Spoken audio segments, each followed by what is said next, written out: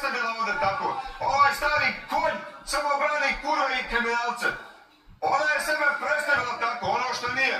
Ona jeste mafijašica, njena sestra je mafijašica, njena mama je mafijašica, one se bave svime svakim. Ama nemoj se brinuti, Ja znam da kažem, gledaš. ja sjedim na Ovo ručku. ignoriš jer ovo... Ja sjedim na ručku s njom i Saneli i Nemoj da se završavam prekidati hranu. sada. Naručujem bocu vina. Njena mama mene pita, sine, da li želiš da se popraviš?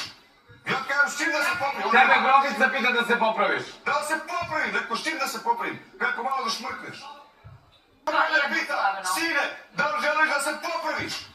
Ja kažem, s čim da se popravim? Tebe Grofica pita da se popraviš. Da li se mama mene pita, sine, da li želiš da se popraviš?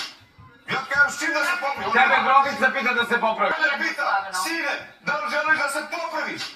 Ja kažem, s čim da se popravim? Tebe Grofica pita da se popraviš. Da li se popravim? Rekao, s čim da se popravim? Kako malo da šmrkneš?